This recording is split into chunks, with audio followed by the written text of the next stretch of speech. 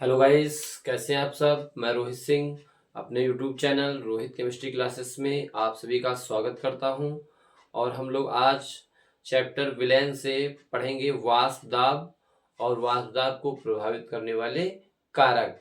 जल्दी से आ जाइए। बाकी टॉपिक जो भी इसके हैं हमने पीछे क्लास में पढ़ा रखे हैं और जो भी इम्पोर्टेंट टॉपिक हैं उन पर हम धीरे धीरे से चर्चा करते रहेंगे। आज हम लोग पढ़ने वाले हैं वाष्प दाब वेपर प्रेशर क्या है और factor affecting of vapour pressure. वाष्प दाब को प्रभावित करने वाले कारक कौन कौन से। जल्दी से वीडियो को लाइक कर दीजिए और चैनल को जरूर सब्सक्राइब कर लीजिए जिससे कि आपको हमारे सारे वीडियो मिलते रहें। हेडिंग डालेंगे वाष्प दाब,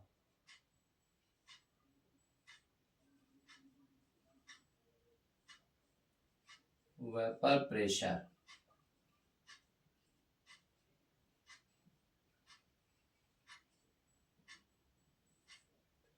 ठीक है, वाष्प दाब क्या है। देखिए, वाष्प दाब एक्चुअली में होता क्या है, जब भी हम किसी पात्र में या किसी बर्तन में हम जल लेते हैं और उसको हम क्या करते हैं, स्थिर ताप पर उसको हम गर्म करते हैं, तो जल के अणु क्या होते हैं, वो इधर उधर रैंडम या ब्राउनी गति से इधर उधर तेजी से गति करने लगते हैं।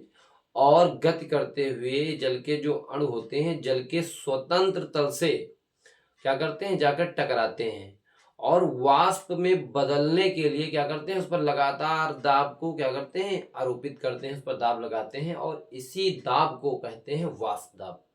क्या कहते हैं, इसी दाब को द्रव के अणु द्रव के सतह स्वतंत्र तल से टकराकर वाष्प में बदलने के लिए जितना दाब आरोपित करते हैं उसी दाब को पर क्या कहते हैं, वाष्प दाब कहते हैं।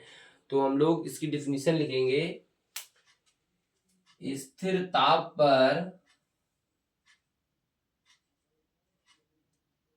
स्थिर ताप पर किसी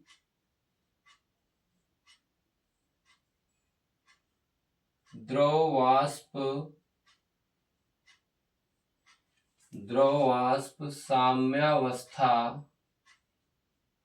अभी आपको हम बताएंगे कि ये द्रव और वाष्प साम्यावस्था कैसी अवस्था होती है। द्रव वाष्प साम्यावस्था में वाष्प द्वारा वाष्प द्वारा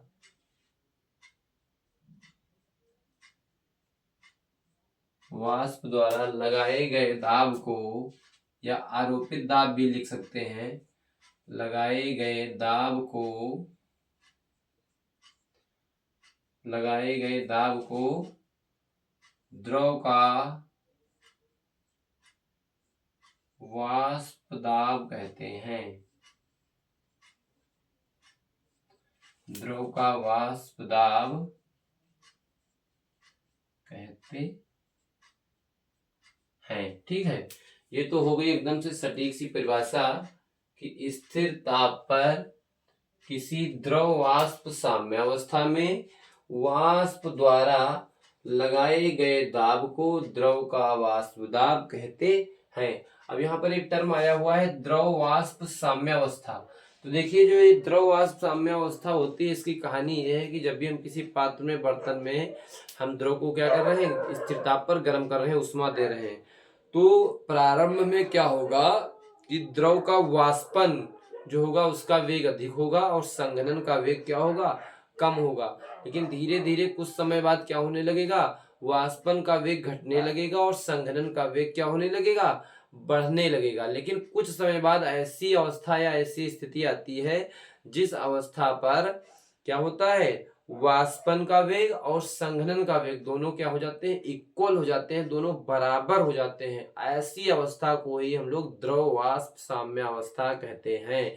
यानी जिस अवस्था पर द्रव के वाष्पन का वेग और द्रव के संघनन का वेग समान हो जाए, बराबर हो जाए, तो इस अवस्था को कहते हैं द्रव वाष्प साम्य अवस्था। ये आप समझ लीजिएगा चीज, ठीक है।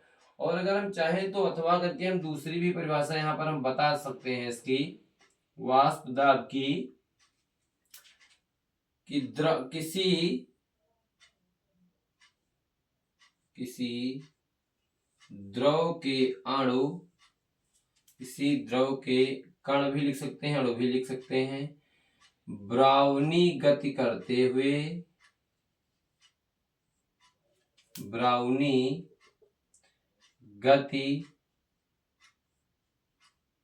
करते हुए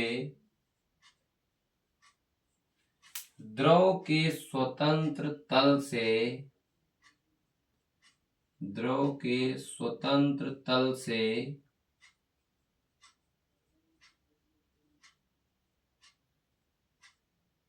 टकराकर वाष्प में बदलने के लिए, वाष्प में बदलने के लिए वाष्प दाब में बदलने के लिए जो दाब द्रव की सतह पर आरोपित करते हैं, जो दाब द्रव की सतह पर आरोपित लिख सकते हैं, लगाते भी लिख सकते हैं, लगाते हैं, आरोपित करते हैं, आरोपित करते हैं, उसे या उस दाब को, उस दाब को द्रव का वाष्प दाब कहते हैं। उस दाब को द्रव का वाष्प दाब कहते हैं। एक ये भी आप परिभाषा बता सकते हैं कि किसी द्रव के कण किसी पात्र में, अगर हम द्रव को गर्म कर रहे हैं स्थिर ताप पर, तो द्रव के जो कण होंगे वो इधर उधर रैंडम गति करेंगे, जिसको ब्राउनी गति कहते हैं। और ये ब्राउनी गति करते हुए द्रव के अणु या कण क्या करेंगे, द्रव के स्वतंत्र तल से टकराएंगे और वाष्प में बदलने के लिए जो दाब द्रव की सतह पर लगाएंगे, आरोपित करते हैं, उसी दाब को द्रव का वाष्प दाब कहा जाता है, या उसी दाब को वाष्प दाब कहते हैं। तो ये तो बात हो गई वाष्प दाब की। अब वाष्प दाब को प्रभावित करने वाले कुछ कारक हैं, हेडिंग डालेंगे वाष्प दाब को, वाष्प दाब को प्रभावित करने वाले कारक, प्रभावित करने वाले कारक क्या हो सकते हैं। ठीक है, तो देखिए वाष्प दाब की कॉन्सेप्ट जो था, या वाष्प दाब का जो अवधारणा थी, हमने आपके सामने एकदम क्लियर कर दिया है। अब इस वाष्प दाब को कौन कौन से कारक हैं जो क्या करते हैं, प्रभावित करते हैं। तो इसमें पहला जो कारक है वो है द्रव की प्रकृति। क्या है, द्रव की प्रकृति कैसी है, द्रव की प्रकृति। देखिए अगर कोई द्रव ऐसा है जिसमें द्रव के अणुओं के बीच में क्या है, द्रव के कणों के बीच में आकर्षण बल कम है, यानी कि वो क्या है, जो जल है, जल की सांद्रता तो आपको पता है कम होती है, तन होता है जल, ठीक है। तो इसमें लिखेंगे द्रव के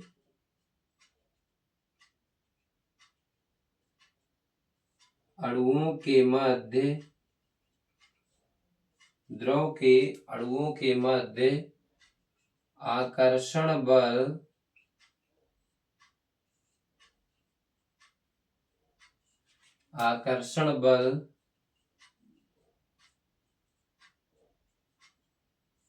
कम होने के कारण, कम होने के कारण, कम होने के कारण अणुओं की गतिज ऊर्जा, अणुओं की गतिज ऊर्जा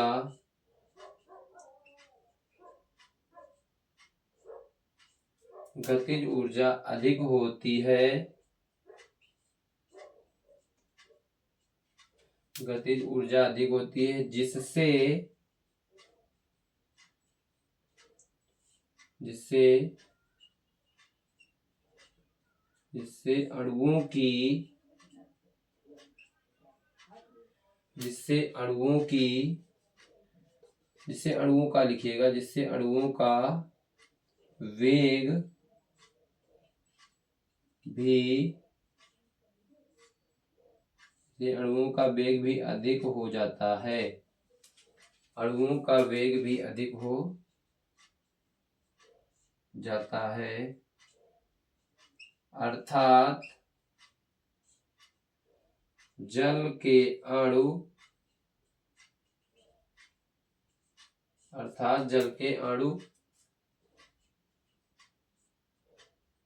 द्रव की सतह पर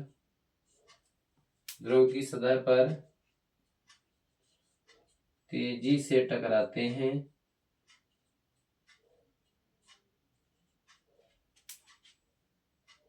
तथा दाब आरोपित करते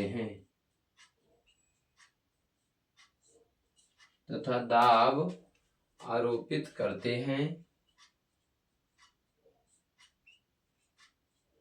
जिसके फलस्वरूप जिसके कारण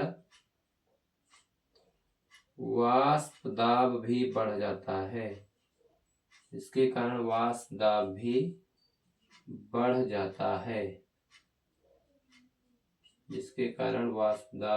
जाता है, एक तो ये कारण हो गया द्रव की प्रकृति का कि अगर द्रव के अणुओं के मध्य आकर्षण बल कम है, तो आकर्षण बल अगर कम होगा तो द्रव के अणुओं की गतिज ऊर्जा क्या होगी, अधिक होगी, क्योंकि कण जो है दूर दूर होंगे, जब आकर्षित नहीं होंगे एक दूसरे की तरफ तो दूर दूर भागेंगे, तो उनकी गतिज ऊर्जा अधिक होगी, जिससे अणुओं का वेग भी अधिक होगा। और अगर जल के अणुओं का वेग अधिक है तो द्रव की सतह से तेजी से क्या करेंगे, टकराएंगे, टक्कर मारेंगे, दाब आरोपित करेंगे, जिसके कारण क्या होगा, वाष्प दाब भी बढ़ जाएगा या बढ़ जाता है। ठीक है, और यही कंडीशन अपोजिट भी हो सकती है, यदि आकर्षण बल अधिक होगा तो द्रव के अणुओं की गतिज ऊर्जा कम होगी, गतिज ऊर्जा कम होगी तो वेग भी कम होगा, वेग कम होगा तो द्रव की सतह से तेजी से टकराएंगे नहीं, टक्कर कम होगी, और टक्कर कम करेंगे तो दाब भी कम आरोपित होगा, जिसके कारण वाष्प दाब भी घट जाएगा। जस्ट इसके उल्टा कंडीशन हो जाएगी, यानी कि वाइसी वर्सा। आप वाइसी वर्सा का मतलब समझते होंगे तो बहुत अच्छी बात है, नहीं समझते होंगे तो हम आपको बता दे रहे हैं। ये जो वाइसी वर्सा टर्म लिख दिया जाता है, इसका मतलब ये होता है कि जो बात ऊपर लिखी गई है जस्ट उसके उल्टा रिवर्स बात के लिए वाइसी वर्सा वर्ड यूज किया जाता है। मानिए कि हमने जो बात ऊपर कही है उसका जस्ट क्या होगा, विपरीत हो जाएगा, इसीलिए वाइसी वर्सा यूज कर देते हैं। अदरवाइज हम ये पूरा सेंटेंस ऐसे ही लिख सकते हैं। आकर्षण बल को हम क्या करेंगे, यहाँ पर अधिक दिखाएंगे, और जब अधिक दिखाएंगे तो ऊर्जा क्या हो जाएगी, गतिज ऊर्जा कम हो जाएगी, कम हो जाएगी तो वेग भी कम हो जाएगा, और दाब जो होगा वो भी कम होगा, और दाब भी घट जाएगा। तो ये आप कंडीशन समझ गए होंगे ना, इतना कंडीशन आप समझ गए होंगे। तो वाइसी वर्सा का मतलब है जो बात ये है इसके जस्ट उल्टा बात लिख देंगे, वो वाइसी वर्सा उसका आंसर हो जाएगा, जवाब हो जाएगा। ठीक है, तो जल्दी से इतना सभी लोग स्क्रीनशॉट लीजिए, फिर हम रफ करते हैं, ऊपर लिखते हैं थोड़ा। स्क्रीनशॉट लीजिए सभी लोग जल्दी से। एक तो ये कारक हो गया कि द्रव की प्रकृति, दूसरा जो फैक्टर है वो इफेक्ट करेगा इसको ताप, कि द्रव का ताप कैसा है। ठीक है, तो द्रव का ताप भी प्रभावित करेगा वाष्प दाब को। तो दूसरा जो फैक्टर या कारण रहेगा प्रभावित करने के लिए वो है ताप, टेम्परेचर। क्या है आपका, टेम्परेचर। तो जो आपका यहाँ पर पूरी स्पेलिंग लिखने, वरना आप सोचेंगे सर को जो है स्पेलिंग आ नहीं रही होगी, इसीलिए साइड में लिख दिए हैं। ठीक है, तो ये है टेम्परेचर। देखिए अब टेम्परेचर या ताप क्या होता है, अगर किसी द्रव का ताप अधिक होगा तो द्रव के अणुओं की ऊष्मीय ऊर्जा भी अधिक होगी, ऊष्मीय ऊर्जा अगर बढ़ेगी तो क्या होगी, गतिज ऊर्जा बढ़ेगी, गतिज ऊर्जा बढ़ेगी तो अणुओं का वेग भी बढ़ जाएगा, और जब वेग बढ़ेगा तो द्रव के अणु द्रव के स्वतंत्र तल से तेजी से जाके क्या करेंगे, टक्कर मारेंगे, टकराएंगे, और जिसके कारण दाब आरोपित करेंगे, और उसी दाब को जो है जिसके कारण उसका वाष्प दाब भी बढ़ जाएगा। ठीक है, तो यहां पर लिखेंगे द्रव का ताप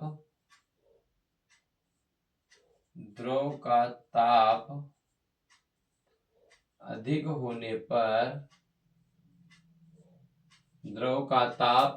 होने पर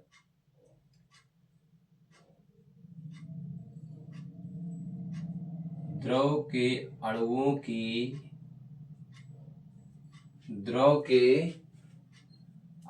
की ऊष्मीय ऊर्जा बढ़ जाती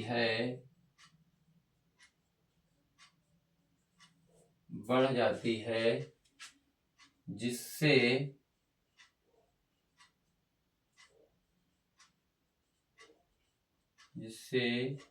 अणुओं की गतिज ऊर्जा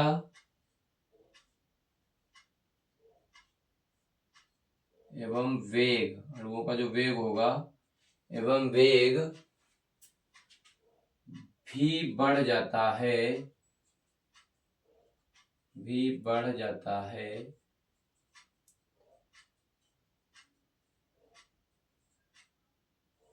जिसके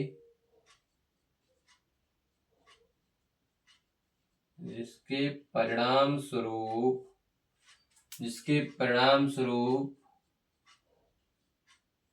वाष्प दाब भी बढ़ जाता है। इसके परिणाम स्वरूप वाष्प दाब भी बढ़ जाता है, यानी कि जो वाष्प दाब होता है वो क्या होता है, ताप के अनुपाती होता है। ये रिलेशन होता है वाष्प दाब, और ये डायरेक्टली प्रोपोर्शनल किसके होगा, ताप के। वाष्प दाब डायरेक्टली प्रोपोर्शनल किसके होगा, टेम्परेचर के, ताप के। तीसरा एक और कारण है श्यानता, विस्कोसिटी जिसको बोलते हैं श्यानता। अगर कोई द्रव, श्यानता से मतलब होता है उसके घनत्व से, अगर कोई द्रव ज्यादा गाढ़ा है या द्रव पतला है, यानी कि कह सकते हैं तनु है या फिर सांद्र है, तो अगर द्रव की श्यानता क्या है, अधिक है, क्या है, द्रव की श्यानता अगर अधिक है, इसमें लिखेंगे यदि द्रव की श्यानता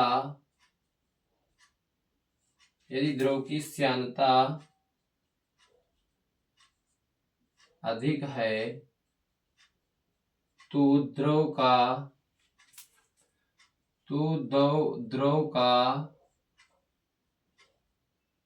वाष्प दाब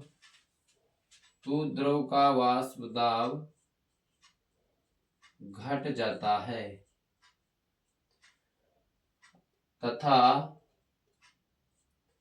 तथा द्रव की श्यानता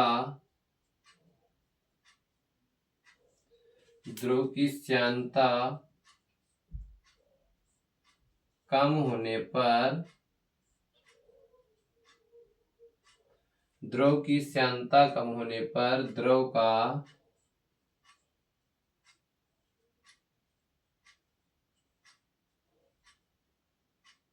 द्रव का वाष्प दाब क्या हो जाएगा, वाष्प दाब बढ़ जाता है। यानी कि जो श्यानता है वो वाष्प दाब का संबंध क्या होगा, श्यानता और वाष्प दाब का जो संबंध होगा वो क्या होगा, वो व्युत्क्रमानुपाती संबंध होगा। अगर श्यानता बढ़ती है तो वाष्प दाब घटेगा, अगर श्यानता कम होती है तो वाष्प दाब बढ़ जाएगा। ठीक है, तो व्युत्क्रमानुपाती संबंध होता है श्यानता के मध्य वाष्प दाब का, और ताप के साथ में वाष्प दाब का संबंध जो होता है वो डायरेक्टली प्रोपोर्शनल होता है, यानी कि अनुक्रमानुपाती संबंध होता है। तो इस तरह से वाष्प दाब और वाष्प दाब को प्रभावित करने वाले कुछ कारक हम लोगों ने पढ़े हैं। और अब अगला जो हम लोग क्लास लेंगे उसमें पढ़ेंगे हम लोग द्रव विलयन के लिए राउल्ट का नियम, बहुत पूछा जाता है, इम्पोर्टेंट टॉपिक है, तो वो हम लोग अगले वीडियो में पढ़ेंगे। आज के लिए इतना ही। Thank you for watching this video. Screenshot लेना ना भूलिएगा, ले लीजिएगा आप लोग।